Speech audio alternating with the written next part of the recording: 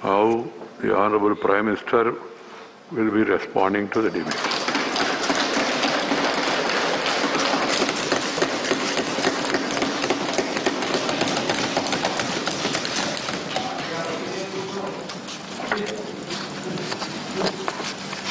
माननीय सभापति जी, राष्ट्रपति जी के अभिभाषण पर यहाँ पर विस्तार से चर्चा हुई है। मैं राष्ट्रपति जी का धन्यवाद करने के लिए इस चर्चा में हिस्सा लेने के लिए आपने समय दिया, मैं आपका बहुत आभारी हूँ। आदरणीय राष्ट्रपति जी ने बीते दिनों कोरोना के इस कठिन कालखंड में भी देश ने चहुं दिशा में किस प्रकार से इनिशिएटिव लिए, देश के दलित, पीड़ित, गरीब, शोषित, महिला, युवा, उनके जीवन को सशक्तिकरण के लिए, उनके जीवन में बदलाव के लिए देश में जो कुछ भी गतिविधि हुई है उसका एक संक्षिप्त खाका देश के सामने प्रस्तुत किया और उसमें आशा भी है, विश्वास भी है, संकल्प भी है, समर्पण भी है।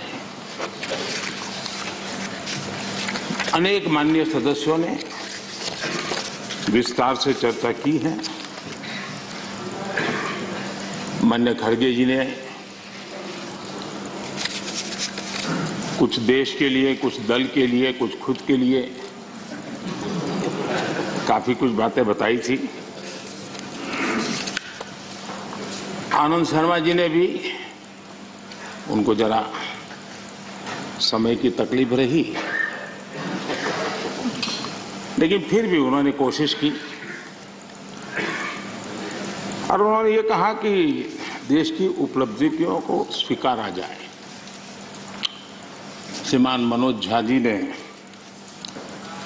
राजनीतिक से अभिभाषण परे होना चाहिए, इसकी अच्छी सलाह भी दी। प्रसन्न आचार्य जी ने वीर बाल दिवस और नेताजी से जुड़े कामों के संबंध में भी विस्तार से सराहना की। डॉक्टर फौजिया खान जी ने संविधान की प्रतिष्ठा को लेकर विस्तार से चर्चा की। हर सदस्य ने अपने अनुभव के आधार पर, अपनी राजनीतिक सोच के आधार पर और राजनीतिक स्थिति के आधार पर अपनी बातें हमारे सामने रखी है। मैं सभी माननीय सदस्यों का इसके लिए हृदय से आभार भी व्यक्त करता हूं। आदरणीय सभापति जी, आज देश आजादी का अमृत महोत्सव मना रहा है।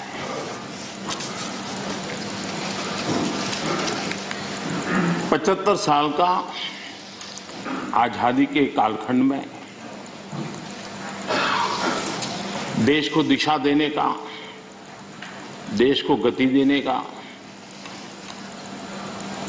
अनेक स्तर पर प्रयास हुए हैं और उन सब का लेखा जोखा लेकर के जो अच्छा है उसे आगे बढ़ाना, जो कमियां हैं उसको करेक्ट करना और जहां नए इनिशिएटिव लेने की आवश्यकता है वो नए इनिशिएटिव लेना। और देश जब आजादी के 100 साल मनाएगा तब हमें देश को कहां ले जाना है, कैसे ले जाना है, किन किन योजनाओं के सहारे हम ले जा सकते हैं, इसके लिए ये बहुत ही महत्वपूर्ण समय है। और हम सभी राजनीतिक नेताओं ने राजनीतिक क्षेत्र के कार्यकर्ताओं ने अपना ध्यान पर भी और देश का ध्यान भी आने वाले 25 साल के लिए देश को कैसे आगे ले जाना, इसके लिए केंद्रित करना चाहिए। और मुझे विश्वास है कि उससे जो संकल्प उभरेंगे, उस संकल्प में सबकी सामूहिक भागीदारी होगी, सबका ओनरशिप होगी और उसके कारण जो 75 साल की गति थी उससे अनेक गुना गति के साथ हम देश को बहुत कुछ दे सकते हैं। आदरणीय सभापति जी, कोरोना एक वैश्विक महामारी है और पिछले 100 साल में मानव जात ने इतना बड़ा संकट नहीं देखा है। और संकट की तीव्रता देखिए, मां बीमार है एक कमरे में, लेकिन बेटा उस कमरे में प्रवेश न कर पाए। पूरे मानव जात के लिए ये कितना बड़ा संकट था।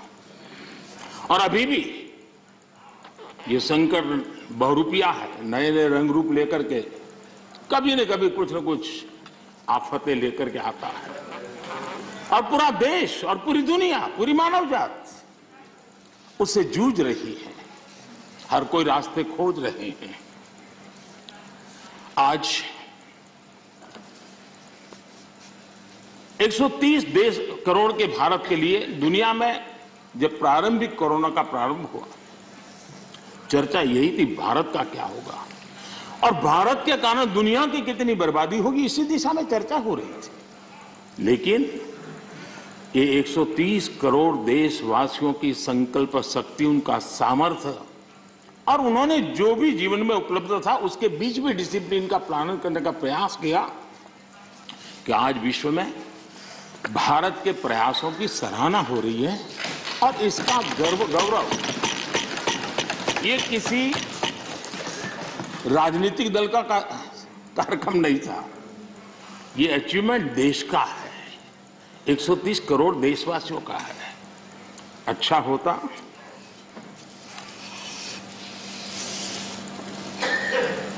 इसका यश लेने की भी कोशिश करते आप लोग, तो आपके खाते में कुछ जमा होता। लेकिन अब ये भी सिखाना पड़े। खैर, वैक्सीनेशन के संबंध में अभी प्रश्नकाल में हमारे आदरणीय मंत्री जी ने विस्तार से बात तो बताई है कि जिस प्रकार से भारत वैक्सीनेशन बनाने में, इनोवेशन में, रिसर्च में और उसके इम्प्लीमेंटेशन में आज भी दुनिया में वैक्सीन के खिलाफ बहुत बड़े आंदोलन चल रहे हैं। लेकिन वैक्सीन से मेरा लाभ हो या न लाभ हो, लेकिन कम से कम वैक्सीन लगाऊंगा तो मेरे कारण किसी और का नुकसान नहीं होगा, इस एक भावना ने 130 करोड़ देशवासियों को वैक्सीन लेने के लिए प्रेरित किया। ये भारत का मूलभूत चिंतन का प्रतिबिंब है जो विश्व के लोगों के सामने रखना हर हिंदुस्तानी का कर्तव्य है। सिर्फ खुद की रक्षा करने का विषय होता तो लूं या न लूं विवाद होता, लेकिन जब उसके मन में विचार आया कि मेरे कारण किसी को कष्ट न हो, अगर इसके लिए मुझे भी डोज लेना है तो मैं ले लूं, और उसने ले लिया।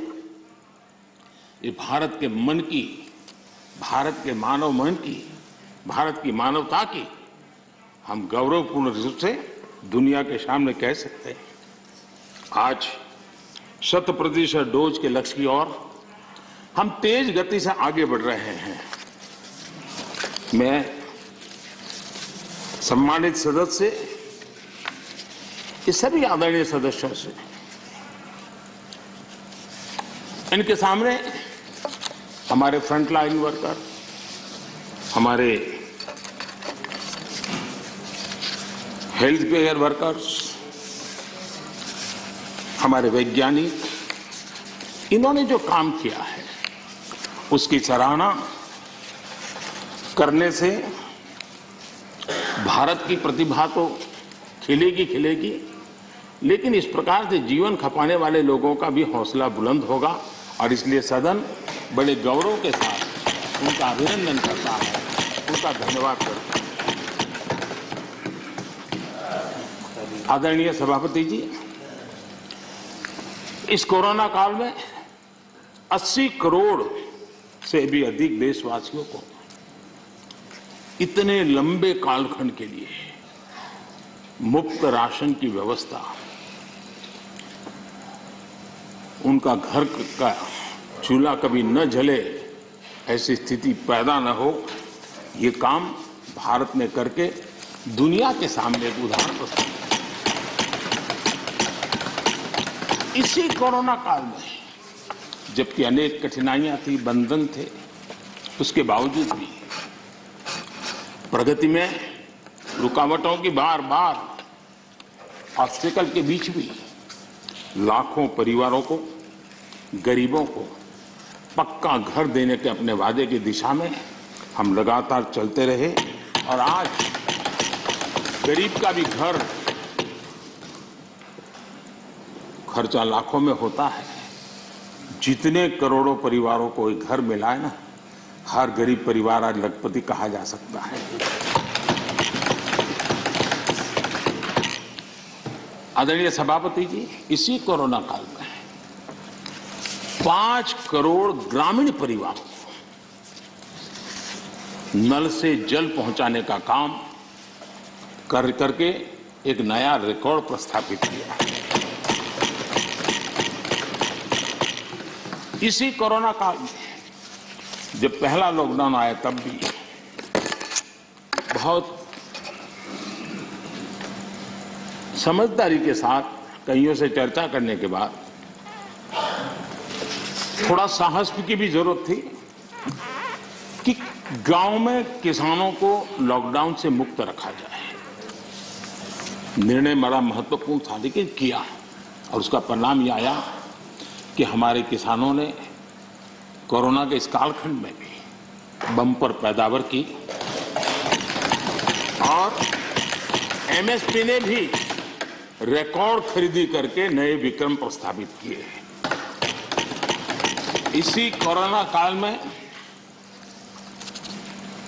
इंफ्रास्ट्रक्चर से जुड़े हुए कई प्रोजेक्ट्स पूरे किए गए, क्योंकि हम जानते हैं कि ऐसे संकट के काल में इंफ्रास्ट्रक्चर का जो इन्वेस्टमेंट होता है वो रोजगार के अवसरों को सुनिश्चित करता है और इसलिए हमने उस पर भी बल दिया ताकि रोजगार भी मिलता रहे और सारे प्रोजेक्ट्स हम पूरे भी कर पाए।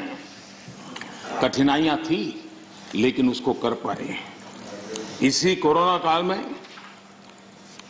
चाहे जम्मू कश्मीर हो चाहे नॉर्थ ईस्ट हो, हर कालखंड में विस्तार से इसका विकास की यात्रा को आगे बढ़ाया गया और उसको हमने चलाया है। इसी कोरोना कालखंड में हमारे देश के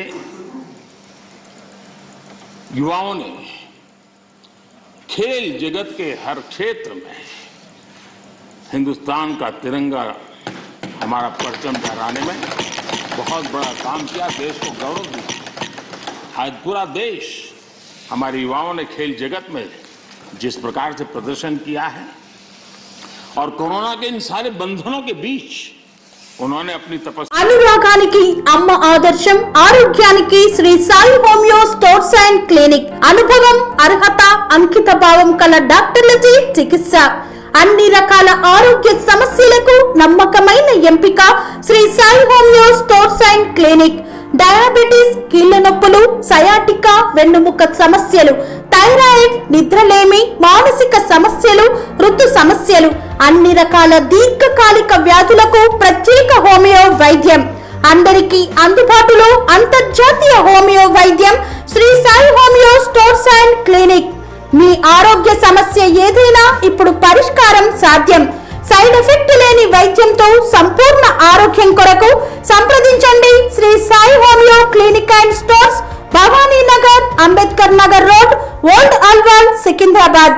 సంప్రదించాల్సిన ఫోన్ నంబర్స్ 9000751751 మరియు 9000422525। समस्या को कम नहीं होने दिया, अपनी साधना को कम होने नहीं दिया और देश को गौरव बढ़ाया है। आदरणीय सभापति जी, इसी कोरोना काल में आज जब हमारा देश का युवा स्टार्टअप यानी भारत का युवा एक पहचान बन गई है, एक सिनोनिमस हो गया है। आज हमारे देश के युवा स्टार्टअप के कारण स्टार्टअप की दुनिया में टॉप 3 में हिंदुस्तान को जगह दिला पाई है।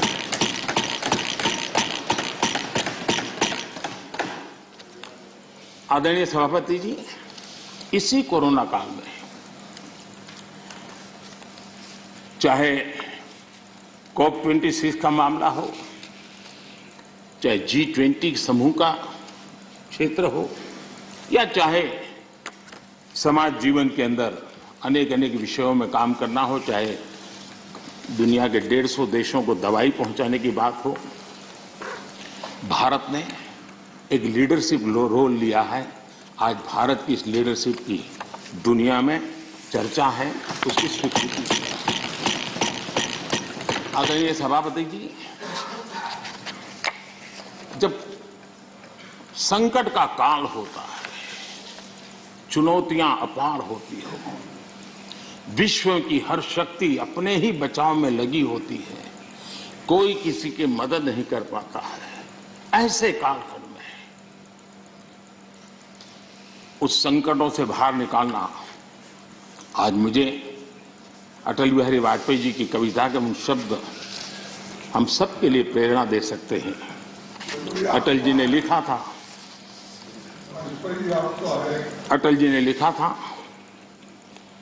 व्याप्त हुआ बर्बर अंधियारा, व्याप्त हुआ बर्बर अंधियारा, किंतु चीरकर तम की छाती, किंतु चीरकर तम की छाती, चमका हिंदुस्तान हमारा।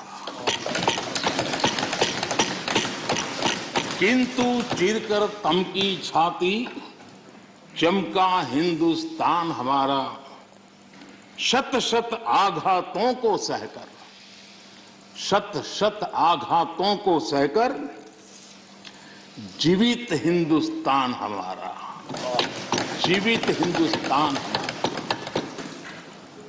जग के मस्तर पर रोली सा, जग के मस्तर पर रोली सा, शोभित हिंदुस्तान हमारा, शोभित हिंदुस्तान हमारा।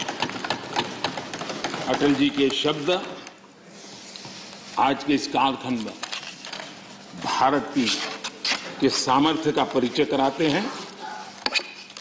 आदरणीय सभापति जी, इस कोरोना काल में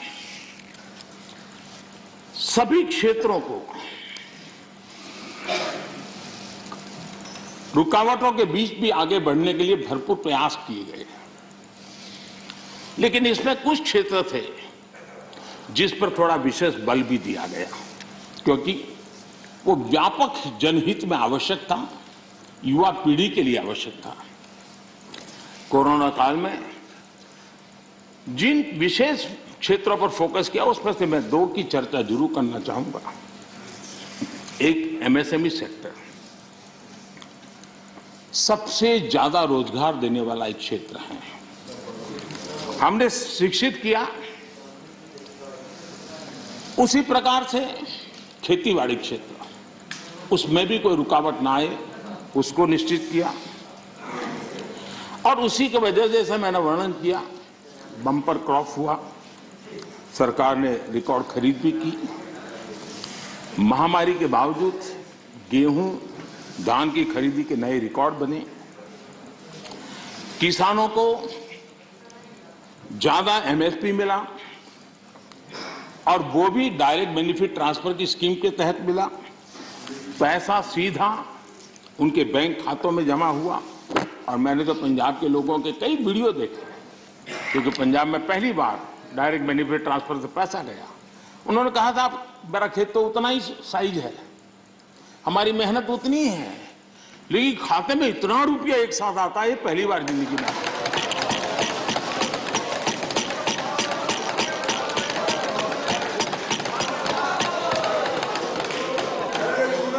इससे संकट के समय किसानों के पास कैश की सुविधा रही। ऐसे कदमों से ही इतने बड़े सेक्टर को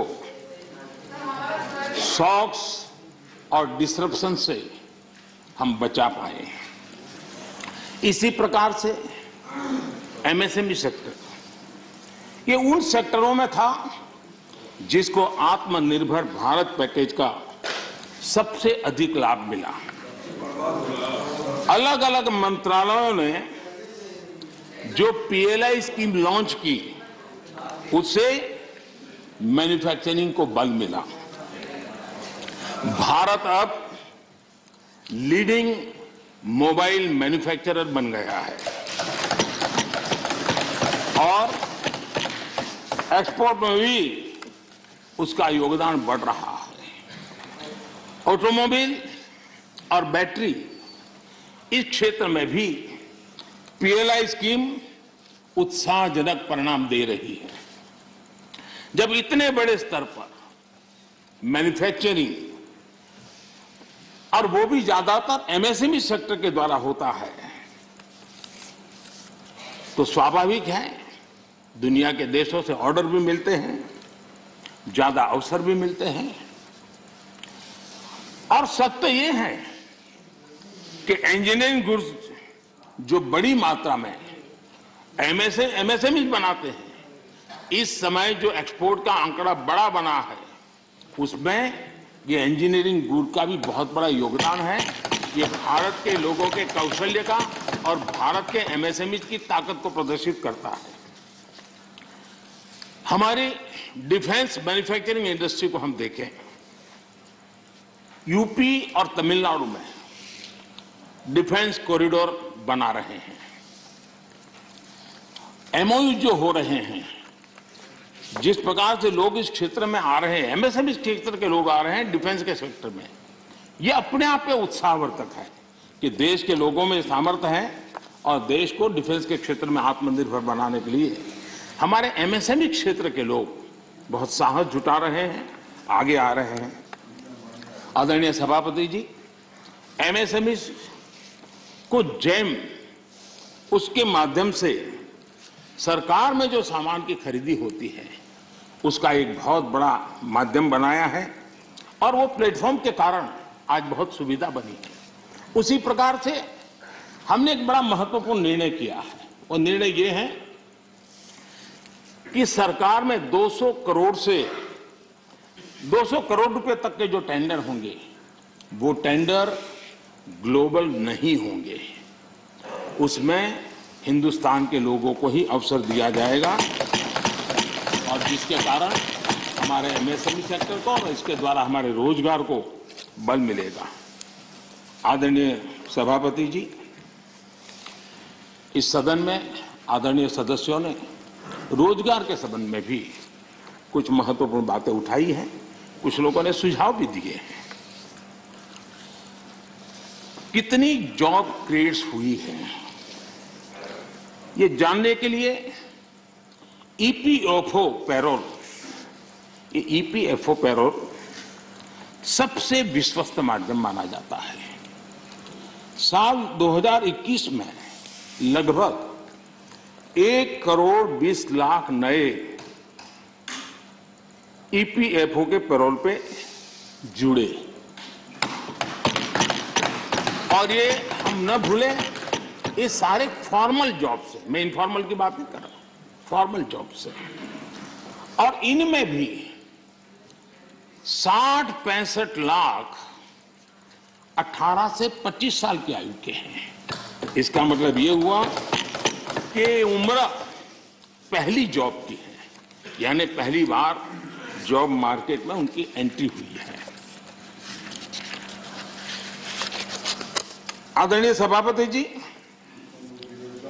रिपोर्ट बताती है कि कोरोना के पहले की तुलना में कोविड रिस्ट्रिक्शन खुलने के बाद हायरिंग दोगुनी बढ़ गई है। नेस्कॉम की रिपोर्ट में भी यही ट्रेंड की चर्चा है।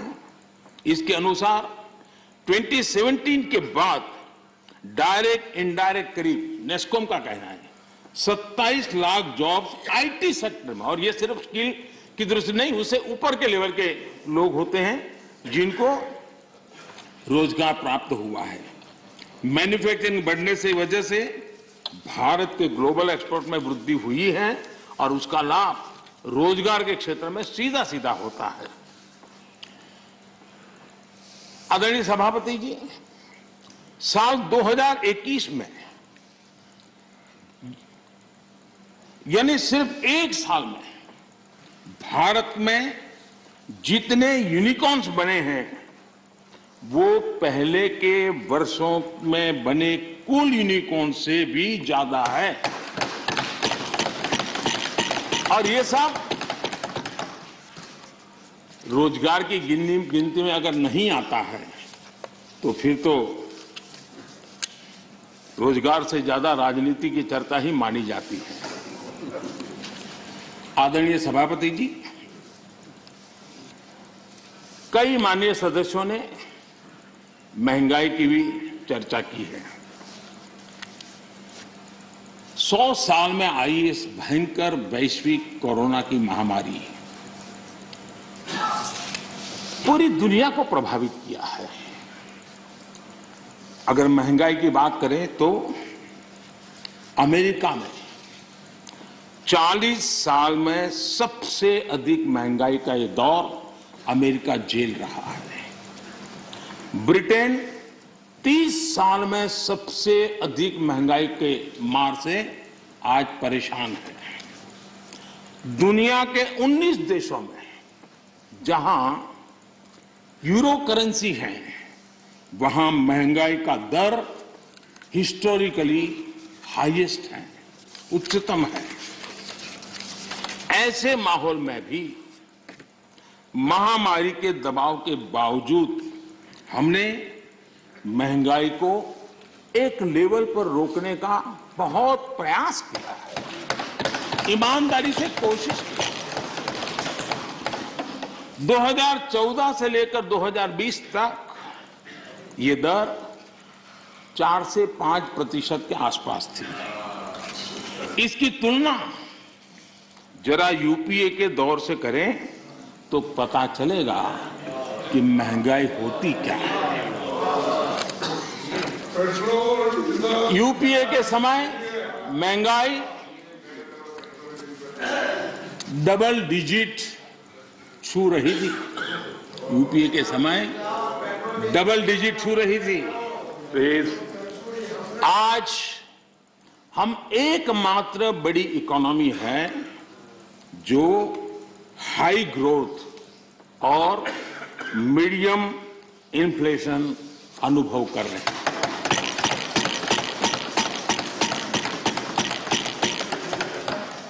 बाकी दुनिया की इकोनॉमी को देखें तो वहां की अर्थव्यवस्थाओं में या तो ग्रोथ स्लो हुई है या फिर महंगाई दशकों के रिकॉर्ड तोड़ रही है। आदरणीय सभापति जी, इस सदन में कुछ साथियों ने भारत की निराशाजनक तस्वीर पेश की और पेश करने में आनंद आ रहा था, ऐसा भी लग रहा था। मैं जब इस प्रकार की निराशाएं देखता हूं तो फिर मुझे लगता है कि सार्वजनिक जीवन में उतार चढ़ाव आते रहते हैं, जय पराजय होता रहता है। उससे छाई हुई व्यक्तिगत जीवन की निराशा कम से कम देश पर नहीं थोपनी चाहिए।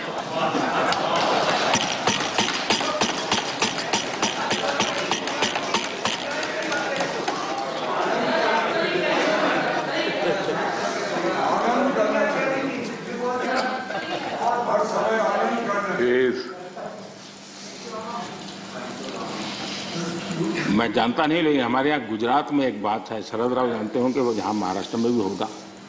कहते हैं कि जब हरियाली होती है, खेतों हरे भरे होते हैं, और किसी ने वो हरी भरी हरियाली देखी हो और उसी समय बाय एक्सीडेंट अगर उसकी आंखें चली जाए तो जीवन भर उसको वो हरे वाला आखिरी जो चित्र है वो रहता है।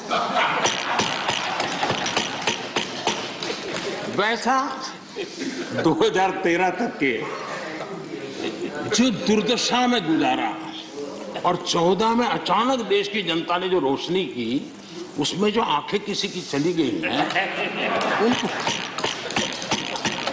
उनको पुराने दिन ही दिखते हैं। आदरणीय सभापति जी,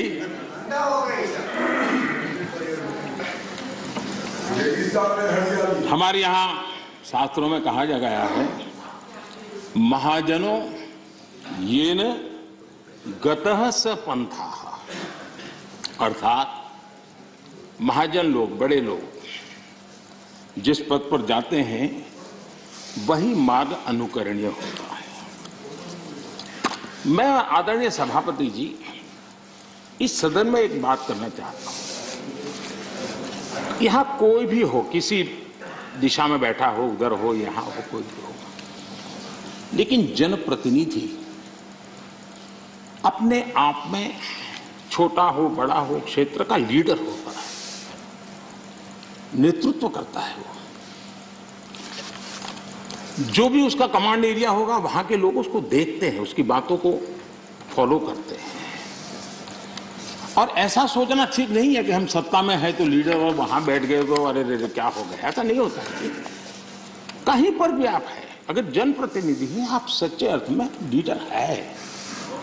और लीडर अगर इस प्रकार से सोचेगा, ऐसी निराशा से भरा हुआ लीडर होगा, तो क्या होगा भाई?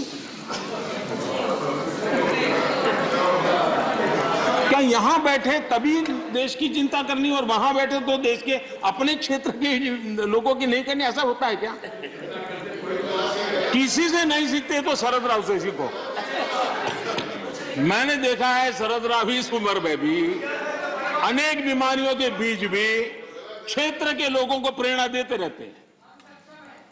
हमें निराश होने की जरूरत नहीं भाई।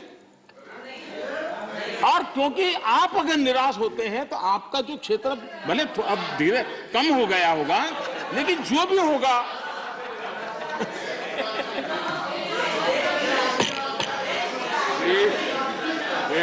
बैठ के रनिंग कमेंट्री करना उचित नहीं है, पद्धति में नहीं है। हम सबका दायित्व है। सुनिए क्या है, बाद में जब आपको मौका मिला आपने बोला।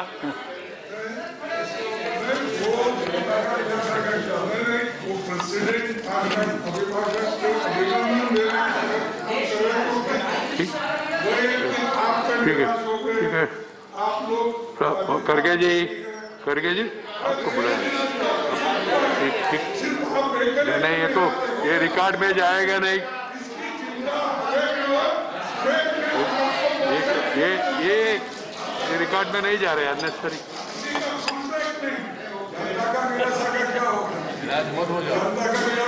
प्लीज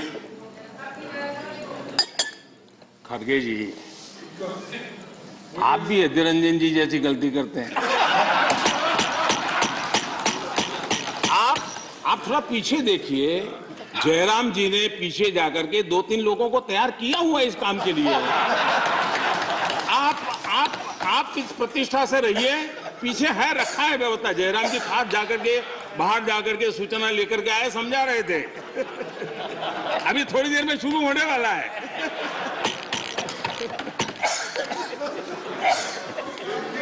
आप सम्मानीय नेता है।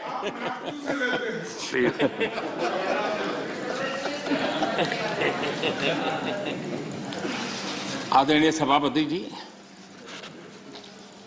सत्ता किसी की भी हो, सत्ता में कोई भी हो, लेकिन देश के सामर्थ्य को कम नहीं आंकना चाहिए। हमने देश के सामर्थ्य का पूरे विश्व के सामने खुले मन से गौरवगान करना चाहिए, देश के लिए बहुत आवश्यक होता है। आदरणीय सभापति जी, सदन में हमारे एक साथी ने कहा vaccination is not a big deal. Vaccination is not a big deal. मैं ये देखकर हैरान हूं, कुछ लोगों को भारत की इतनी बड़ी उपलब्धि नहीं लग रही है।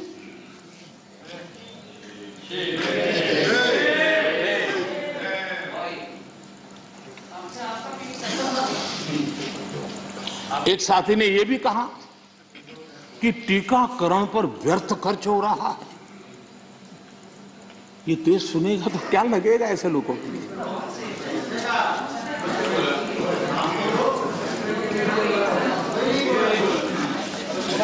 आदरणीय सभापति जी, कोरोना जब से मानव जात पर संकट में पैदा कर रहा है, सरकार ने देश और दुनिया में उपलब्ध हर संसाधन जुटाने के लिए भरपूर कोशिश की है। हमारे देश के नागरिकों की रक्षा करने के लिए जितना भी हमारी सामर्थ्य था, समझ थी, शक्ति थी, और सबको साथ लेकर के चलने का हमने प्रयास किया है।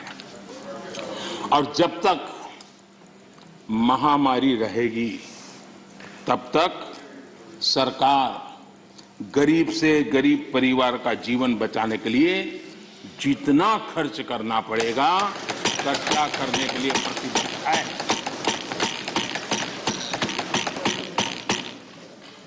लेकिन कुछ दल के बड़े नेता बीते 2 सालों में उन्होंने जो अपरिपक्वता दिखाई है, उससे देश को भी बहुत निराशा हुई है। हमने देखा है कि कैसे राजनीतिक स्वार्थ में खेल खेले गए हैं। भारतीय वैक्सीन के खिलाफ मुहिम चलाई गई। थोड़ा सोचिए, जो पहले आपने कहा था आज जो हो रहा है इसको थोड़ा दोनों साथ मिलाकर देखिए। हो सकता है सुधार की संभावना हो तो कुछ काम आ जाएगा। आदरणीय सभापति जी, देश की जनता जागरूक है और मैं देश की जनता का अभिनंदन करता हूं कि उनके हर छोटे मोटे नेताओं ने ऐसी गलती की तो भी उसने इस संकट के समय ऐसी बातों को कान पर लिया नहीं और वैक्सीन के लिए कतार में खड़े रह करके अगर ये ना हुआ होता तो बहुत बड़ा खतरा हो जाता। लेकिन अच्छा हुआ, देश की जनता कुछ नेताओं से भी आगे निकल गई। ये देश के लिए अच्छा है। आदरणीय सभापति जी, इस पूरा कोरोना कालखंड एक प्रकार से फेडरल स्ट्रक्चर का उत्तम उदाहरण मैं कह सकता हूं। 23 बार शायद किसी एक प्रधानमंत्री को एक कार्यकाल में मुख्यमंत्रियों की इतनी मीटिंग करने का अवसर नहीं आया होगा। मुख्यमंत्रियों के साथ 23 मीटिंगें की गई और विस्तार से चर्चाएं की और मुख्यमंत्रियों के सुझाव और भारत सरकार के पास जो जानकारियां थी उसमें मिलजुल करके, क्योंकि इस सदन में राज्यों से जुड़े हुए वरिष्ठ नेता यहां बैठे हैं और इसलिए मैं ये कहना चाहूंगा, ये अपने आप में बहुत बड़ी घटना है। 23 मीटिंगें करना इस कालखंड में और विस्तार से चर्चा करके रणनीति बनाना और सबको ऑन बोर्ड लेकर के चलना, और चाहे केंद्र सरकार हो, राज्य सरकार हो या स्थानीय स्वराज की संस्था की इकाइयां हो, सबने मिलकर के प्रयास किया है। हम किसी की योगदान को कम नहीं आंकते हैं, हम तो इसको देश की ताकत मानते हैं। लेकिन आदरणीय सभापति जी, कभी आत्मचिंतन करने की जरूरत है कुछ लोगों को। जब कोरोना की ऑल पार्टी मीटिंग बुलाई गई, सरकार की तरफ से विस्तार से प्रेजेंटेशन देना था और एक तरफ से कोशिश की गई कि कुछ दल न जाए, उनको समझाने की कोशिश हुई और खुद भी नहीं आए, ऑल पार्टी मीटिंग का बहिष्कार किया। और मैं शरद राव जी का फिर से आभार व्यक्त करना चाहूंगा। शरद राव जी ने कहा, देखिए भाई, ये कोई यूपीए का निर्णय नहीं है, मैं जिसको कह सकता हूं मैं कहूंगा। और शरद राव जी आए, बाकी टीएमसी सहित सभी दल के लोग आए और उन्होंने अपने बहुमूल्य सुझाव भी दिए ये संकट देश पर था, मानव जात पर था, उसमें भी आपने बहिष्कार किया। ये पता नहीं आपके एडवाइस कौन है जी, कौन कहां से आप सलाह लेके आते हैं, आपका भी नुकसान कर रहे हैं जी। देश रुका नहीं, देश चल पड़ा, आप अटक गए। और हर एक को आश्चर्य हुआ, सब लोग, आप दूसरे दिन के अखबार देख लीजिए, क्या आपकी आलोचना हुई है, क्यों ऐसा किया, इतना बड़ा काम। लेकिन आदरणीय सभापति जी, हमने होलिस्टिक हेल्थ केयर पर फोकस किया। आधुनिक चिकित्सा परंपरा, भारतीय चिकित्सा पद्धति, दोनों को आयुष मंत्रालय ने भी समय बहुत काम किया। सदन में कभी कभी ऐसे मंत्रालयों की चर्चा भी नहीं होती है, लेकिन ये देखना होगा, आज विश्व में हमारे आंध्र तेलंगाना के लोग बताएंगे, हमारी हल्दी का एक्सपोर्ट जो बढ़ रहा है, वो इस कोरोना ने लोगों को भारत की उपचार पद्धति पर आकर्षित किया, उसका कहना है। दुनिया के लोगों, आज कोरोना कालखंड में भारत ने अपने फार्मा उद्योग को भी सशक्त किया है। पिछले 7 साल में हमारा जो आयुष का उत्पादन है, उसका एक्सपोर्ट बहुत बड़ा है और नए नए डेस्टिनेशन में पहुंच रहा है। इसका मतलब कि भारत की ये जो ट्रेडिशनल मेडिसिन है, उसने विश्व में अपनी एक पहचान बनाना शुरू किया है। मैं चाहता हूं कि हम सब लोग जहां जहां हमारा परिचय हो, इस बात को बल दें, क्योंकि इस क्षेत्र हमारा दबा हुआ है।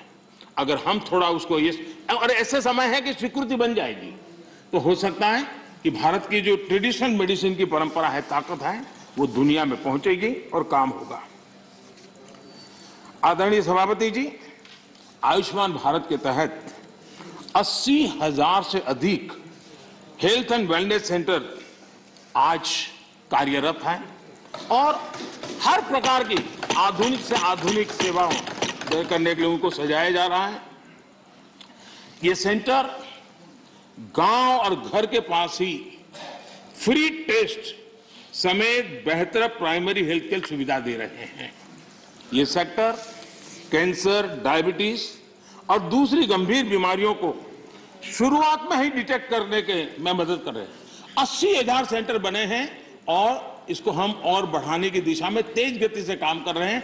यानी बहुत महत्वपूर्ण बीमारियों में भी, गंभीर बीमारियों में भी उनको स्थानीय स्तर पर मदद मिलने की संभावना है। आदरणीय सभापति जी, वैसे पुरानी परंपरा ये थी कि बजट के पहले कुछ टैक्स लगा दो ताकि बजट में चर्चा न हो, बजट में दिखे नहीं और उस दिन शेयर मार्केट गिर न जाए। हमने ऐसा नहीं किया, हमने उल्टा किया। हमने बजट के पहले 64,000 करोड़ रुपए पीएम आत्मनिर्भर स्वस्थ भारत योजना के तहत क्रिटिकल हेल्थ इंफ्रास्ट्रक्चर के निर्माण के लिए राज्यों के अंदर बांटे। अगर ये चीज हम बजट में रखते तो और बहुत बड़ा बजट शानदार दिखता, शानदार तो है ही है, और शानदार दिखता। लेकिन हम उस मोह के में रखने के बजाय कोरोना के समय इसकी तत्काल व्यवस्था करने के लिए हमने पहले इसको किया और 64,000 करोड़ रुपए हमने इस काम के लिए दिए। आदरणीय सभापति जी, इस बार खरगे जी बड़ा विशेष बोल रहे थे और कह रहे हैं कि मुझे तो कह रहे हैं कि मैं उस पर बोलूं, इधर उधर ना बोलूं, लेकिन वो क्या बोले हैं उसको भी एक बार चेक कर लिया जाए। सदन में कहा गया कि कांग्रेस ने भारत की बुनियाद डाली और भाजपा वालों ने सिर्फ झंडा गाड़ दिया।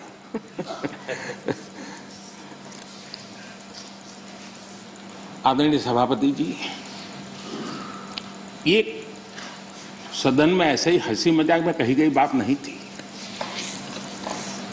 यह उस गंभीर सोच का परिणाम है और वही देश के लिए खतरनाक है। और वो है, कुछ लोग यही मानते हैं कि हिंदुस्तान 1947 में पैदा हुआ है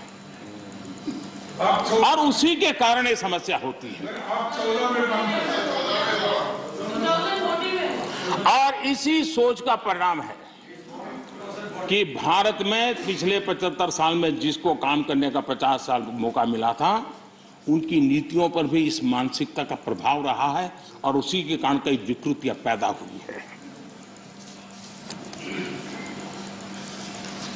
ये डेमोक्रेसी आपकी मेहरबानी से नहीं है, हमारे कुर्बानी से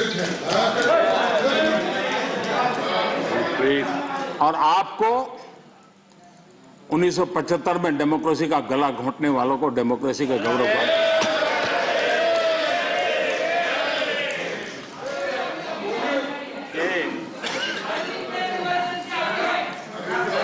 आदरणीय सभापति जी, ये 47 में पैदा हुए हैं ना, ऐसी जो सोच वाले लोग हैं, उन्होंने एक बात दुनिया के सामने కన్స్ట్రక్షన్ రంగాలలో దశాబ్దపు అనుభవంతో కస్టమర్ల మరియు శ్రేయోభిలాషుల మన్ననలను నమ్మకాన్ని గెలుపొందిన సంస్థ VRR constructions.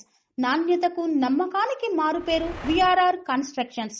Independent houses, apartments, villas అన్ని రకాల హంగులతో అలరించే అద్భుతమైన వెంచర్స్ తో పాటు అందరికీ అందుబాటు ధరలో సొంత ఇంటి కలను సాకారం చేసే నమ్మకమైన సంస్థ విఆర్ఆర్ కన్స్ట్రక్షన్స్.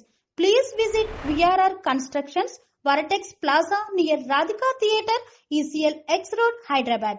Call to 9100885551 9100885551. गाजे बाजे के साथ कहनी चाहिए थी, वो कहने से कतरा गए। हमें गर्व के साथ कहना चाहिए था कि भारत मदर इंडिया, ये मदर ऑफ डेमोक्रेसी है।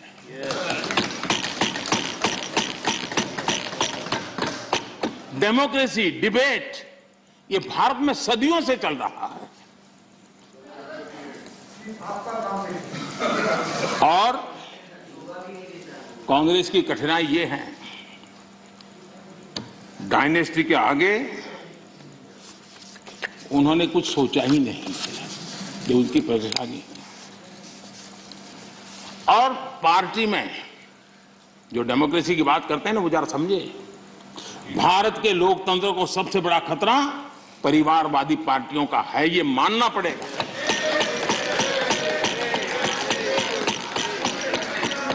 और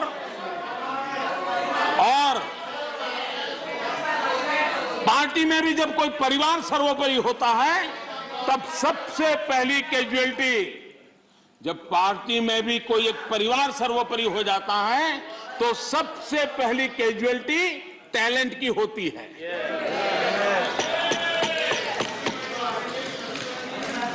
देश ने अरसे तक इस सोच का बहुत नुकसान उठाया है। मैं चाहता हूं कि सभी राजनीतिक दल लोकतांत्रिक आदर्शों और मूल्यों को अपने दलों में भी विकसित करें, उसको समर्पित करें और हिंदुस्तान की सबसे पुरानी पार्टी के रूप में कांग्रेस इसकी जिम्मेवारी ज्यादा उठाए। आदरणीय सभापति जी, यहां पर यह कहा गया कि कांग्रेस न होती तो क्या होता।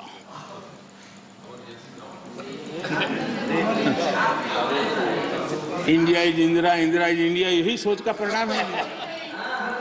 आदरणीय सभापति जी,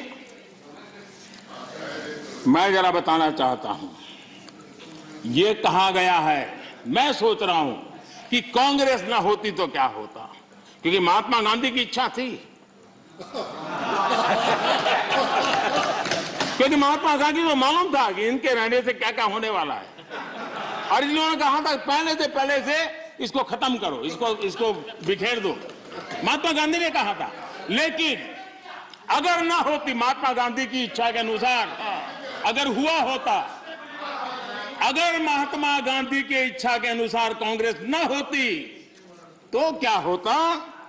लोकतंत्र परिवारवाद से मुक्त होता। भारत विदेशी चश्मे के बजाय स्वदेशी संकल्पों के रास्ते पर चलता। अगर कांग्रेस न होती तो इमरजेंसी का कलंक न होता। अगर कांग्रेस न होती तो दशकों तक करप्शन को संस्थागत बनाकर नहीं रखा जाता। अगर कांग्रेस न होती तो जातिवाद और क्षेत्रवाद की खाई इतनी गहरी न होती। अगर कांग्रेस न होती तो सिखों का नरसंहार न होता। सालों साल पंजाब आतंकी आग में न जलता। अगर कांग्रेस न होती तो कश्मीर के पंडितों को कश्मीर छोड़ने की नौबत न आती। अगर कांग्रेस न होती तो बेटियों को तंदूर में जलाने की घटनाएं न होती। अगर कांग्रेस न होती तो देश के सामान्य मानवी को घर, सड़क, बिजली, पानी, शौचालय, मूल सुविधाओं के लिए इतने सालों तक इंतजार न करना पड़ता। आदरणीय सभापति जी, मैं गिनता रहूंगा। खड़गे जी आपने भी 1 घंटा बोला। You are leader of the opposition. Please understand. आदरणीय सभापति जी, 1 hour 6 minutes पद्धति नहीं है। आदरणीय सभापति जी, कांग्रेस जब सत्ता में रही देश का विकास नहीं होने दिया। अब विपक्ष में है तो देश के विकास में बाधा डाल रही है। अब कांग्रेस को नेशन पर भी आपत्ति है।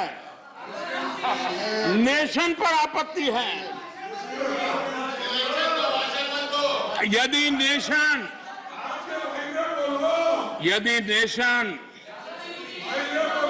इसकी कल्पना गैर संवैधानिक है तो आपकी पार्टी का नाम इंडियन नेशनल कांग्रेस क्यों रखा गया?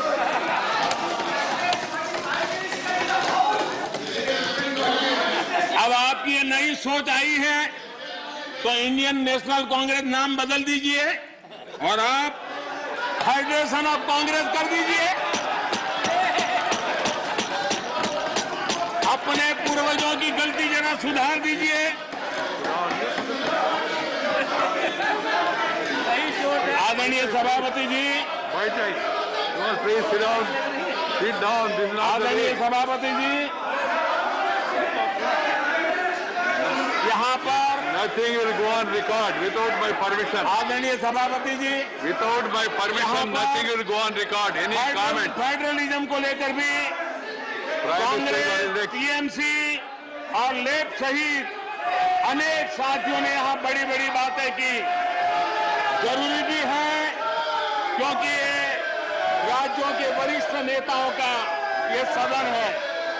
लेकिन सभी साथियों को आदरणीय सभापति जी,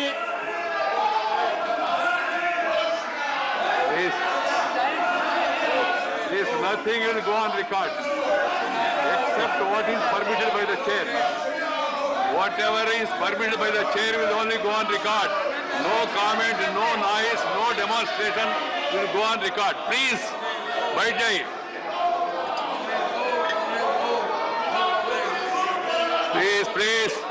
Please, the Prime Minister is intervening. I have permitted it. It will only go on record. Ramdas ji, आप चिंता मत करिए। आप चिंता मत करिए। जो जाना है वो जाएगा। आप क्यों चिंता करते हैं? प्रधानमंत्री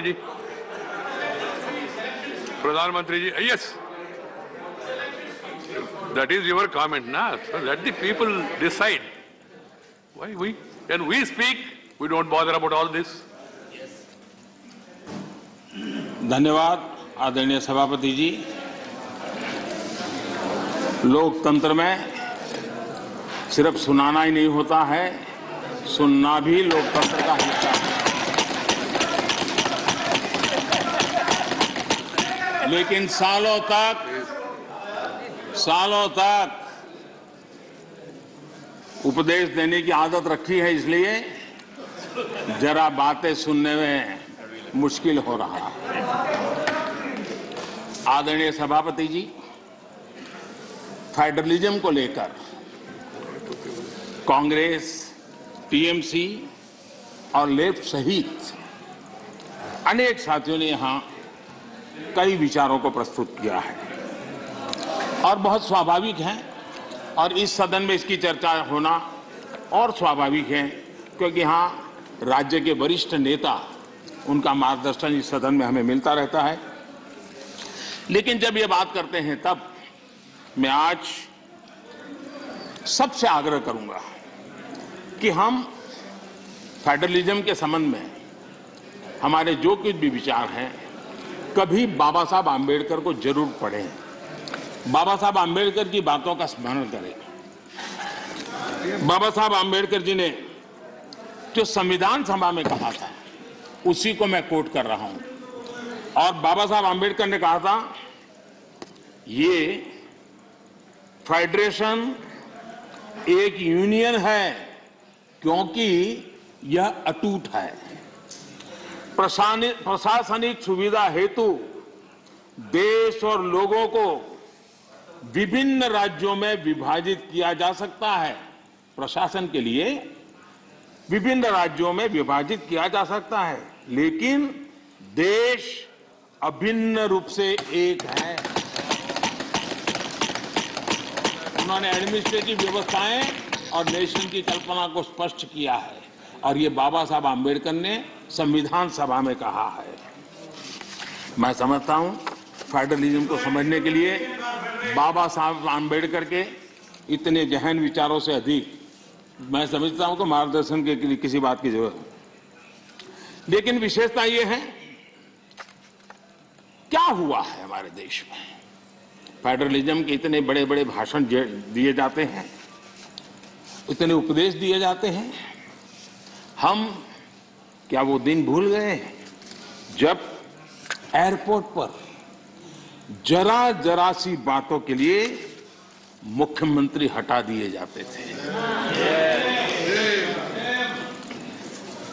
आंध्र प्रदेश के पूर्व मुख्यमंत्री टी अंजय जी के साथ क्या हुआ था, इस सदन के अनेक नेता अच्छी तरह जानते हैं। प्रधानमंत्री के बेटे को एयरपोर्ट पर उनका प्रबंध पसंद नहीं आया तो उनको बर्खास्त कर दिया। इसने आंध्र प्रदेश के करोड़ों लोगों की भावनाओं को आहत किया था। इसी प्रकार कर्नाटका के लोकप्रिय मुख्यमंत्री वीरेंद्र पाटिल जी को भी अपमानित करके पद से हटाया गया था, वो तब जब वो बीमार थे। हमारी सोच कांग्रेस की तरह संकीर्ण नहीं है। हम संकीर्ण सोच के साथ काम करने वाले लोग नहीं हैं। हमारी सोच में राष्ट्रीय लक्ष्यों, राष्ट्रीय टारगेट और रीजनल एस्पिरेशंस, उसके बीच में हम कोई कॉन्फ्लिक्ट नहीं देखते हैं। हम मानते हैं कि रीजनल एस्पिरेशंस को उतने ही इज्जत के साथ एड्रेस करना चाहिए, समस्याओं का समाधान करना चाहिए।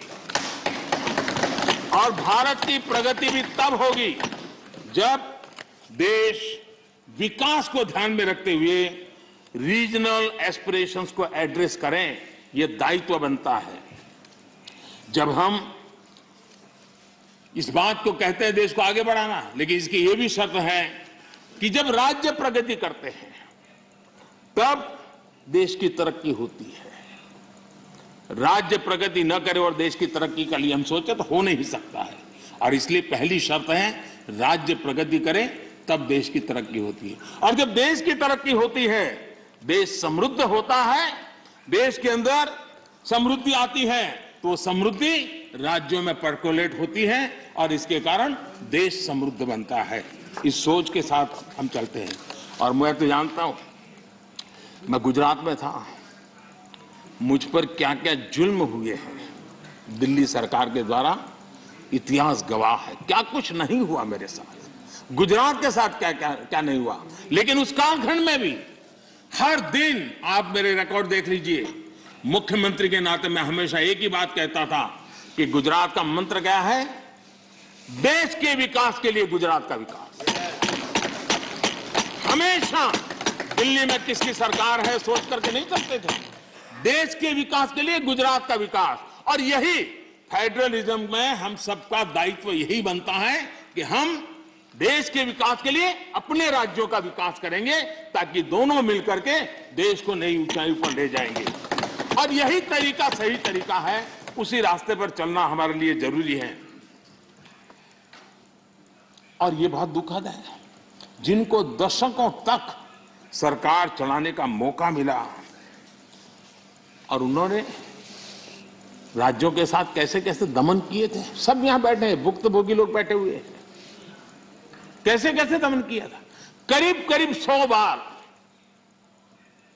राष्ट्रपति शासन ला करके राज्य सरकार, चुनी हुई राज्य सरकारों को उखाड़ के फेंक दिया।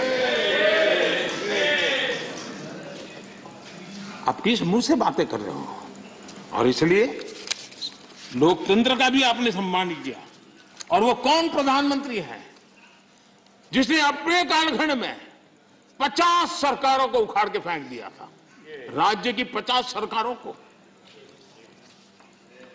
आदरणीय सभापति जी, इन सारे विषयों के जवाब हर हिंदुस्तानी जानता है और उसी की सजा आज उनको भुगतनी पड़ रही है। देश उनको स्वीकार कर लेगा। आदरणीय सभापति जी, कांग्रेस के हाईकमांड जो है, उनकी नीति 3 प्रकार से कामों को लेकर के चलती है। एक, पहले डिस्क्रेडिट करो, फिर डिस्टेबलाइज करो और फिर डिसमिस करो। इसी तरीके से अविश्वास पैदा करो, अस्थिर करो और फिर बर्खास्त करो। इन्हीं बातों को लेकर के चले हैं। आप जरा बताइए आदरणीय सभापति जी, मैं आज कहना चाहता हूं कि फारूक अब्दुल्ला जी की सरकार को किसने अस्थिर किया था? चौधरी देवीलाल जी की सरकार को किसने अस्थिर किया था? चौधरी चरण सिंह जी की सरकार को किसने अस्थिर किया था? पंजाब में सरदार बादल की सरकार के किसने बर्खास्त किया था? महाराष्ट्र में बाला साहब ठाकरे को बदनाम करने के लिए किसने डरते टिक्स का उपयोग किया था? कर्नाटका में रामकृष्ण हेगड़े और एसआर बोम्बई की सरकार को किसने गिराया था? 50 के दशक में केरला की चुनी हुई कम्युनिस्ट सरकार को किसने गिराया था? उस कालखंड में 50 साल पहले तमिलनाडु में इमरजेंसी के दौरान करुणानिधि जी की सरकार को किसने गिराया था? 1980 में एमजीआर की सरकार को किसने डिसमिस किया था? आंध्र प्रदेश में किसने एनटीआर की सरकार को अस्थिर करने की कोशिश की थी, और वो भी जब वो बीमार थे? वो कौन सा दल है जिसने मुलायम सिंह जी यादव जी को सिर्फ इसलिए तंग किया था क्योंकि मुलायम सिंह जी केंद्र की बातों के साथ सहमत नहीं होते थे? कांग्रेस ने अपने नेताओं तक नहीं छोड़ा है। आंध्र प्रदेश में कांग्रेस सरकार अहम भूमिका निभाई। उसके साथ क्या किया? जिस केंद्र ने यहां सत्ता में बैठने के लिए उनको मौका दिया था, उनके साथ क्या किया? उन्होंने बहुत शर्मनाक तरीके से आंध्र प्रदेश का विभाजन किया। माइक बंद कर दिए गए, मिर्ची स्प्रे की गई, कोई डिस्कशन नहीं हुई। क्या यह तरीका ठीक था? क्या यह लोकतंत्र था? क्या अटल जी की सरकार ने भी 3 राज्य बनाए थे। राज्य बनाना हमने विरोध नहीं किया है, लेकिन तरीका क्या था? अटल जी ने 3 राज्य बनाए थे, छत्तीसगढ़, झारखंड, उत्तराखंड, लेकिन कोई तूफान नहीं आया। शांति से सारा निर्णय हुआ, सबने मिल बैठ करके निर्णय किया। आंध्र तेलंगाना के भी हो सकता था, हम तेलंगाना के विरोधी नहीं है, साथ मिलकर के किया जा सकता है। लेकिन आपका अहंकार, सत्ता का नशा, उसने देश के अंदर इस कटुता पैदा की। और आज भी तेलंगाना और आंध्र के बीच में वो कटुता के बीच तेलंगाना का भी नुकसान कर रहे हैं, आंध्र का भी नुकसान कर रहे हैं, और आपको कोई राजनीतिक फायदा नहीं हो रहा है। और हमें समझा रहे हैं आदरणीय सभापति जी, हम कोऑपरेटिव फेडरलिज्म के साथ साथ एक नए बदलाव की ओर चले और हमने कोऑपरेटिव कॉम्पिटिटिव फेडरलिज्म की बात कही है। हमारे राज्यों के बीच में विकास की स्पर्धा हो, तंदुरुस्त स्पर्धा हो, हम आगे बढ़ने की कोशिश करें। दल किसी का भी कोई राज क्यों ना करता हो, और उसको प्रोत्साहन देना हमारा काम है और हम दे रहे हैं। आदरणीय सभापति जी, मैं आज उदाहरण देना चाहता हूं। जीएसटी काउंसिल की रचना, जीएसटी काउंसिल की रचना अपने आप में भारत के सशक्त फेडरलिज्म के लिए एक उत्तम स्ट्रक्चर का नमूना है।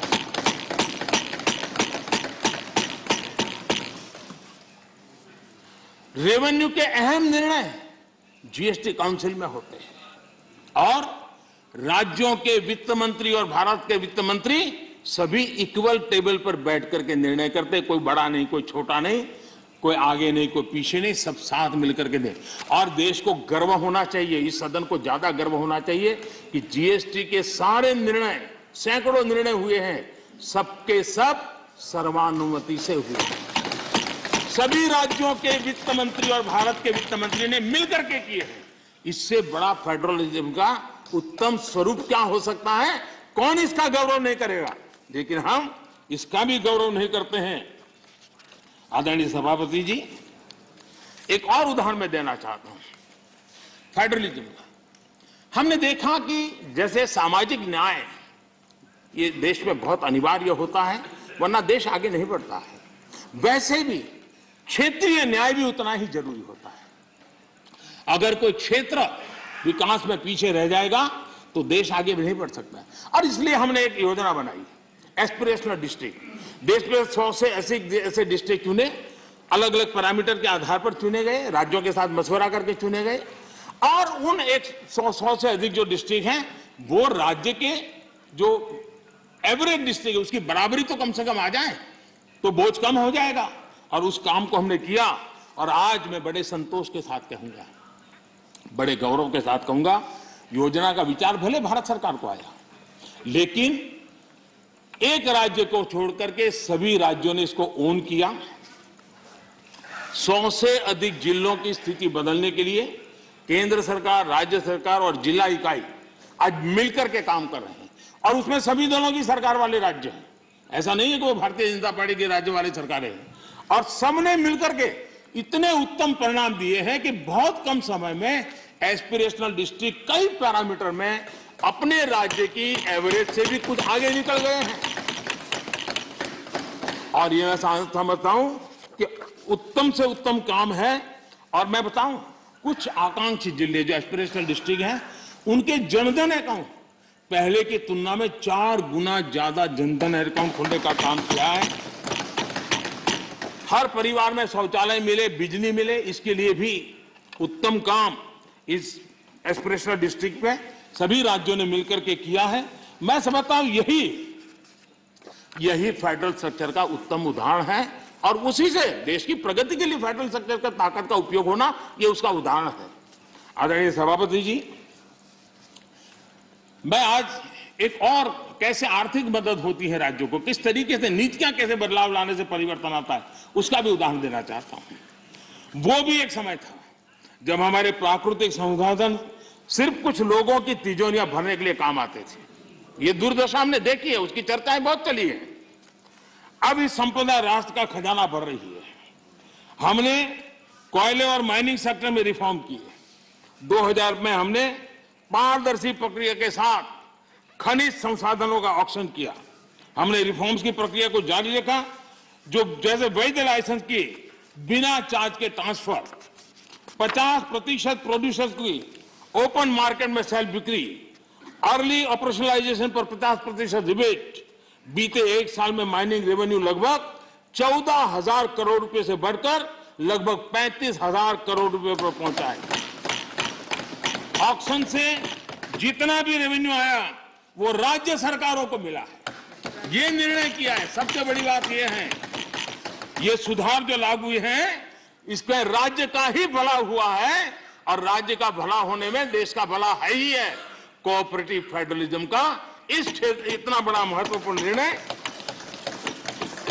और उड़ीसा इस रिफॉर्म्स को लागू करने में अग्रिम राज्य रहा। मैं उड़ीसा के मुख्यमंत्री जी को अभिनंदन देता हूं कि उनकी सरकार ने सारे रिफॉर्म्स में हमारे साथ कंधे से कंधा मिलाकर के काम किया है। आदरणीय सभापति जी,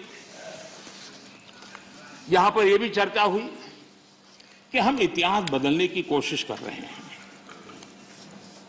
कई बार बोला जाता है, बाहर भी बोला जाता है, और कुछ लोग लिखा जाते हैं। मैं देख रहा हूं कि कांग्रेस एक प्रकार से अर्बन नक्सल के चुंगाल में फंस गई है। उनकी पूरी सोचने के तरीकों को अर्बन नक्सलों ने कब्जा कर लिया है और इसलिए उनकी सारी सोच गतिविधि डिस्ट्रक्टिव बन गई है और देश के लिए चिंता का विषय, बड़ी गंभीरता से सोचना पड़ेगा। अर्बन नक्सल ने बहुत चालाकी पूर्वक कांग्रेस की इस दुर्दशा का फायदा उठा करके उसके मन को पूरी तरह कब्जा कर लिया, उसके विचार प्रवाह को कब्जा कर लिया है और उसी के कारण बार बार ये बोल रहे हैं इतिहास बदल रहा है। आदरणीय सभापति जी, हम सिर्फ कुछ लोगों की याददाश्त को ठीक करना चाहते हैं, थोड़ा उनका मेमोरी पावर बढ़ाना चाहते हैं। हम कोई इतिहास बदल नहीं रहे हैं। कुछ लोगों का इतिहास कुछ ही साल से शुरू होता है, हम जरा उसको पहले ले जा रहे हैं और कुछ नहीं कर रहे हैं। अगर उनको 50 साल के इतिहास में ही मजा आता है तो हमको 100 साल तक ले जा रहे हैं। किसी को 100 साल तक मजा आता है तो हम 200 साल के इतिहास में ले जाते हैं। किसी को 200 से मजा आता है हम 300 ले जाते हैं। अब जो 300 साढ़े 300 ले जाएंगे तो छत्रपति शिवाजी का नाम आएगा ही आएगा। हम तो उनकी मेमोरी को सतेज कर रहे हैं, हम इतिहास बदल नहीं रहे। कुछ लोगों का इतिहास सिर्फ एक परिवार तक सीमित है, क्या करें इसका? और इतिहास तो बहुत बड़ा है, बड़े पहलू है, बड़े उतार चढ़ाव है और हम इतिहास के दीर्घकालीन कालखंड को याद कराने का प्रयास कर रहे हैं, क्योंकि गौरवपूर्ण इतिहास को भुला देना इस देश के भविष्य के लिए ठीक नहीं है। ये हम अपना दायित्व समझते हैं और इसी इतिहास से सबक लेते हुए हमने आने वाले 25 साल में देश को नई ऊंचाइयों पर ले जाने का एक विश्वास पैदा कर रहा है और मैं समझता हूं ये अमृत कालखंड अब इसी से आगे बढ़ने वाला है। इस अमृत कालखंड में हमारी बेटियां, हमारे युवा, हमारे किसान, हमारे गांव, हमारे दलित, हमारे आदिवासी, हमारे पिछड़े समाज के हर तबके का योगदान हो, उनकी भागीदारी हो, उसको लेकर के हम आगे बढ़े। कभी कभी हम 1857 के स्वतंत्र संग्राम की ओर देखेंगे। हमारे आदिवासी क्षेत्रों में 1857 के स्वतंत्र संग्राम में जो योगदान दिया गया है, कभी हमें पढ़ने को नहीं मिल रहा है। इतने महान स्वर्णिम पृष्ठों को हम कैसे भूल सकते हैं? और हम इन चीजों को याद कराने की कोशिश कर रहे हैं। हमारी कोशिश है देश आत्मविश्वास से भरा हुआ हो, देश आगे बढ़े। आदरणीय सभापति जी, महिलाओं के सशक्तिकरण भी हमारे लिए प्राथमिकता है। भारत जैसा देश 50% आबादी हमारी विकास यात्रा के जो सबका प्रयास का विषय है, उस सबके प्रयास में सबसे बड़ी भागीदार हमारी माताएं बहनें हैं। देश की 50% जनसंख्या और इसलिए भारत का समाज की विशेषता है, अपनी परंपराओं में सुधार करता है, बदलाव भी करता है। ये एक जीवंत समाज है। हर युग में ऐसे महापुरुष निकलते हैं जो हमारी बुराइयों को से समाज को मुक्त करने के लिए प्रयास करते हैं। और आज हम जानते हैं महिलाओं के संबंध में भी भारत में कोई आज चिंतन हो रहा नहीं, पहले से हमारे आज चिंतन हो रहा है। उनके सशक्तिकरण को हम प्राथमिकता दे रहे हैं। अगर हमने मैटरनिटी लीव बढ़ाई है तो एक प्रकार से महिलाओं के सशक्तिकरण और परिवार के सशक्तिकरण का हमारा प्रयास है और उस दिशा में हम काम कर रहे हैं। बेटी बचाओ बेटी पढ़ाओ, आज उसका परिणाम है कि जेंडर रेशियो में जो हमारी असंतुलन था उसमें काफी अच्छी स्थिति में हम पहुंच गए और जो रिपोर्ट्स आ रहे हैं उसमें आज हमारे कुछ स्थानों पर तो हमारे यहाँ पुरुषों से माताओं बहनों की संख्या बढ़ रही है। ये बड़े एक आनंद का विषय है, गौरव का विषय है। जो बुरे दिन हमने देखे तो उसमें हम बाहर आए हैं और इसलिए हमने प्रयास करना चाहिए। आज एनसीसी में हमारी बेटियां हैं, सेना में हमारी बेटियां हैं, वायुसेना में बेटियां हैं, हमारी नौसेना में हमारी बेटियां हैं। 3 तलाक की कुप्रथा को हमने खत्म किया और मैं जहां जाता हूं मुझे इन माताओं बहनों का आशीर्वाद मिलता है, क्योंकि 3 तलाक की प्रथा जब खत्म होती है तब सिर्फ बेटियों को न्याय मिलता है ऐसा नहीं है, उस पिता को भी न्याय मिलता है, उस भाई को भी न्याय मिलता है जिसकी बेटी 3 तलाक के कारण घर लौट के आती है, जिसकी बहन 3 तलाक के कारण घर लौट के आती है। इसलिए ये पूरे समाज के कल्याण के लिए है, ये सिर्फ कोई महिलाओं के लिए है और पुरुषों के खिलाफ ऐसा नहीं है, ये मुसलमान पुरुष के लिए भी उतना ही उपयोगी है, क्योंकि वो भी किसी बेटी का बाप है, वो भी किसी बेटी का भाई है, और इसलिए ये उसका भी भला करता है, उसको भी सुरक्षा देता है। और इसलिए कुछ कारणों से लोग बोल पाए न बोल पाए, लेकिन इस बात से सब लोग एक गौरव का आनंद का भरते हैं। कश्मीर में हमने 370 धारा को जो हटाया, वहां की माताओं बहनों को एम्पावर किया है, उनको जो अधिकार नहीं तो अधिकार हमने दिलवाए हैं, और उस अधिकारों के कारण आज उनकी ताकत। आज शादी की उम्र में क्या कारण है? आज के युग में मेल और फीमेल के बीच में अंतर होना चाहिए, क्या जरूरत है? बेटा बेटी एक समान है तो हर जगह पे होना चाहिए, और इसलिए बेटे बेटी की शादी की उम्र समान हो, उस दिशा में हम आगे बढ़े हैं। मुझे विश्वास है कि कुछ ही समय में ये सदन भी उसके विषय में सही निर्णय कर करके हमारी माताओं बहनों के कल्याण के लिए काम करेगा। आदरणीय सभापति जी, यह वर्ष गोवा के 60 वर्ष का एक महत्वपूर्ण कालखंड का वर्ष है। गोवा मुक्ति को 60 साल हुए। मैं आज जरा उस चित्र को कहना चाहता हूं। हमारे कांग्रेस के मित्र जहां भी होंगे जरूर सुनते होंगे, गोवा के लोग जरूर आज सुनते होंगे मेरी बात को। अगर सरदार साहब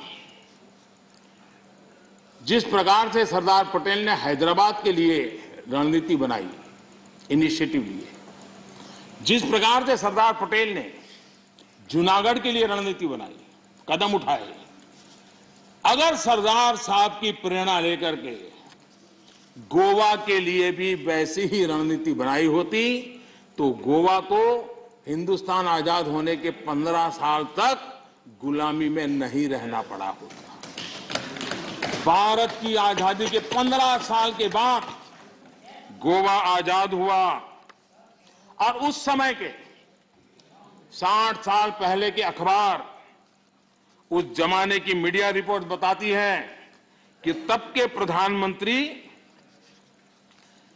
अंतर्राष्ट्रीय छवि का क्या होगा, यह उनकी सबसे बड़ी चिंता का विषय था। पंडित नेहरू को दुनिया में मेरी छवि बिगड़ जाएगी तो, और इसलिए उनको लगता था कि गोवा की औपनिवेशिक सरकार पर आक्रमण करने से उनकी जो एक ग्लोबल लीडर की शांति प्रिय नेता की छवि है वो चकनाचूर हो जाएगी।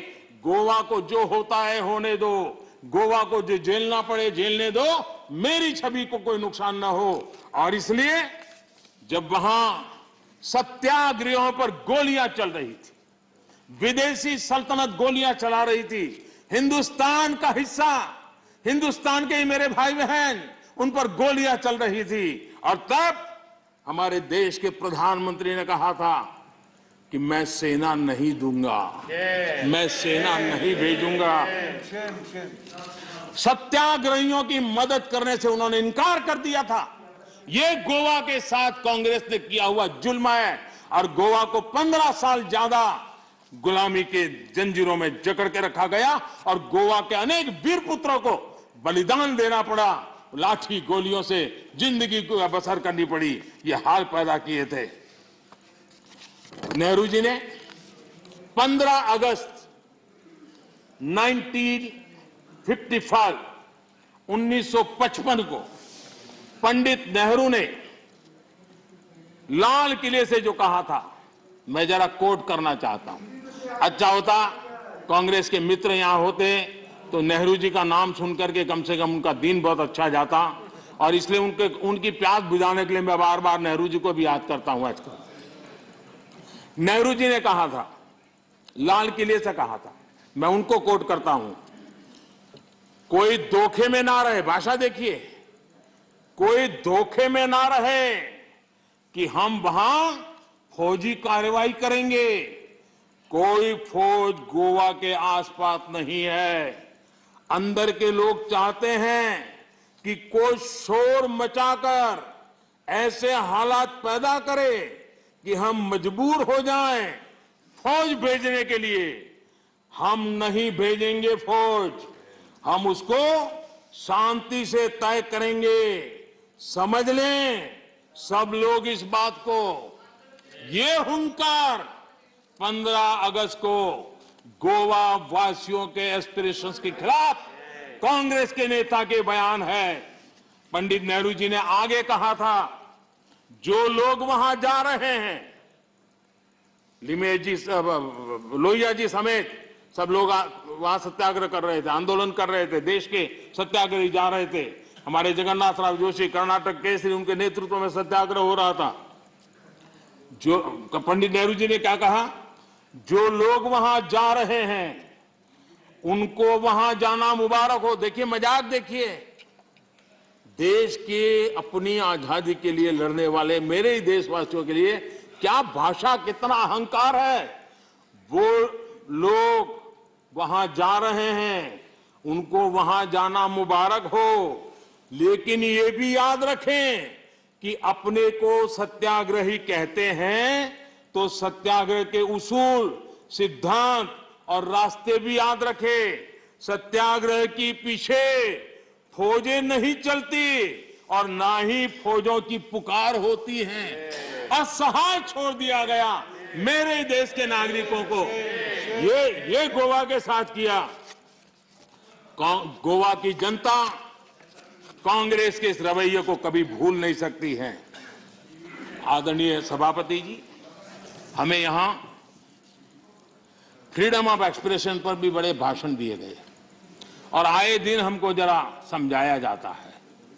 मैं जरा आज एक घटना कहना चाहता हूं और ये घटना भी गोवा के एक सपूत की घटना है।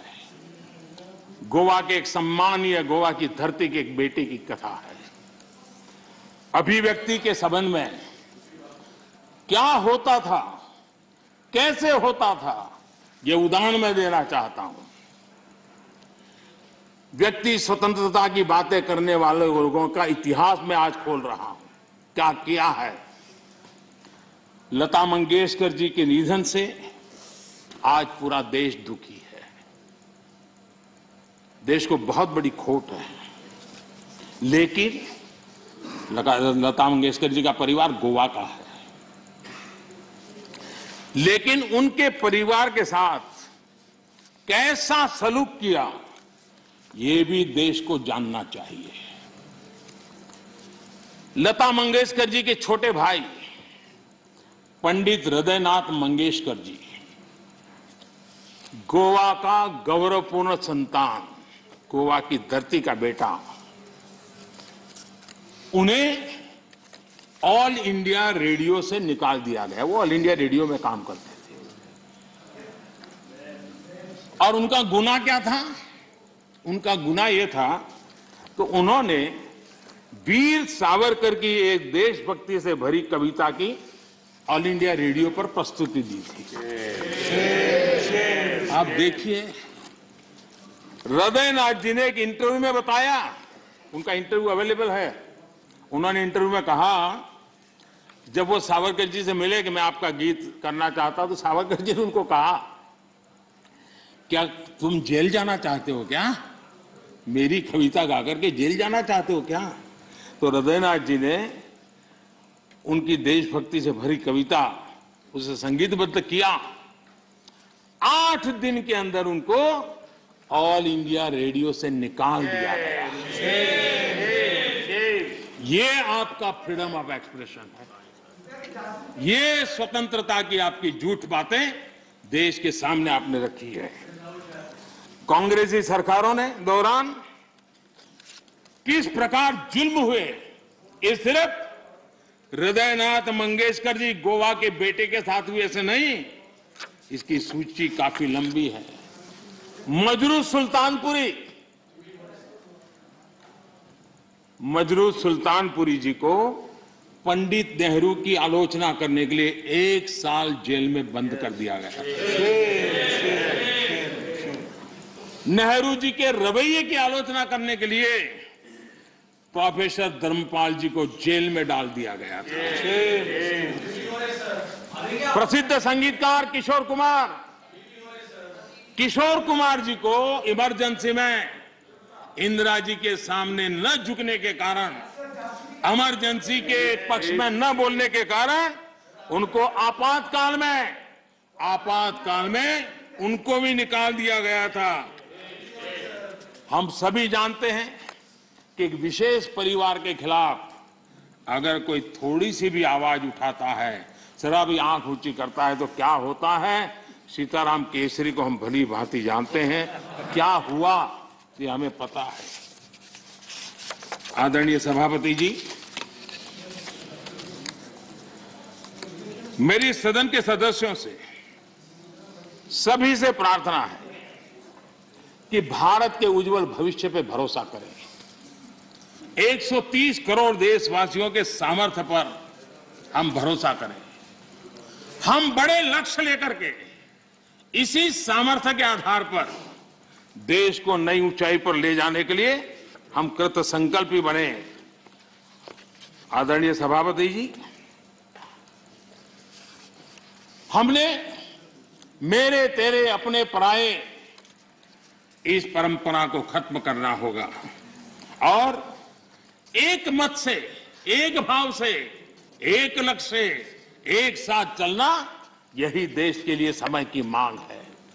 एक स्वर्णिम काल है, पूरा विश्व भारत को तरफ बड़े आशा से और बड़े गौरव से देखा। ऐसे समय हम मौका गंवा न दें।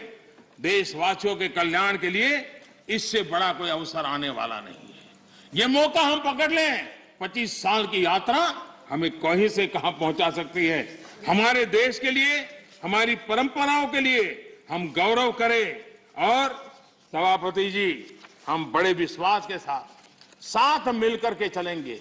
और हमारे यहां तो शास्त्रों में कहा गया है, सं गच्छध्वम, सं वदध्वम, संवो मनासी जानताम। यानी हम साथ चले, साथ चर्चा करें, मिलकर हर कार्य करें।